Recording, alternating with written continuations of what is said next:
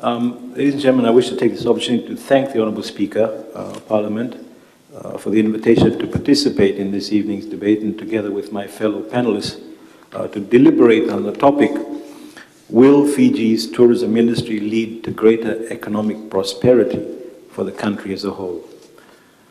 Well, the response to this particular question is a resounding yes. Tourism has, is, and will continue to play a significant role in contributing to the economic prosperity of Fiji. And allow me briefly to highlight 5 national indicators of how tourism is contributing to greater economic prosperity of the nation, as well as to understand the impact of these indicators.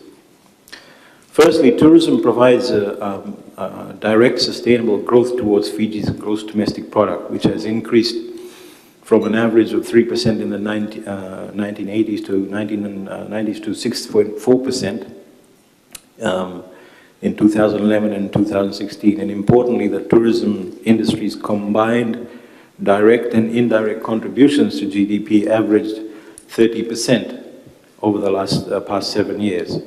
Secondly, the tourism provides employment opportunities to Fijians directly and indirectly, and approximately 45,000 people, or 5% of Fiji's population. Thirdly, tourism provides the most earnings in terms of foreign exchange in comparison to earnings from other traditional industries like sugar and fisheries and garments and factories. The gross earnings from tourism for the period 2011 to 2015 averaged about $1.4 billion, and for 2016 the tourism earnings grew further to $1.6 billion, while this year's earnings is forecasted to reach about $1.7 billion. And the growth in these tourism earnings is largely attributed to the growth in visitor arrivals, and despite the prevalence of natural disasters such as Tropical Cyclone Winston and the floods in April 2016, visitor arrivals reached a record high of 792,320 as compared to 754,835 in 2015. And for this year, the forecast is around 831,936. Fourthly, ladies and gentlemen, tourism provides both domestic and foreign investments into the local economy, which contributes to the growth of the tourism industry. In 2016, tourism projects comprised about 60% of total foreign direct investments registered, which were valued at around $933.38 million. And some of the major investments included Kokomo, Niue Island, Wyndham Silk Road Arc Project, and the Fiji Marriott Resort, plus the James Cook Hotel, to name a few. Finally, the tourism's contribution through accommodation sector alone to Fiji's total tax revenue for the last three years averaged 8.5%, which is a total of almost $200 million. And out of this, this is good information, out of this, the environmental levy, which is known as ECAL, contributed around $47 million, and STT around $84.9 million for 2016 alone. So following the budget announcement, STT has been reduced, as you all know, from 10 to 6%. However, ECAL has been increased to 6 to 10%, and showing a greater contribution by the tourism industry to the protection of the environment. This year, ECAL will be a dedicated fund that will be utilized towards climate change adaptation programs, thus ensuring greater transparency and accountability in the actual administration of the levy. Madam Speaker, apart from acknowledging the contribution of the earlier mentioned indicators to national economic prosperity, it is even more important that we understand the impact, the actual impact of these indicators to our communities, our villages, and the nation as a whole, including the Sustainable Development Goals. Now, having said this, I'd like to reflect on some of these impacts. Firstly, the stimulation of economic activities in our villages and societies and economic sectors. The tourism industry comprises activities that overlap into a large number of economic sectors and provide diverse products and services to visitors. And as visitor numbers increase, the demand for these services also increase.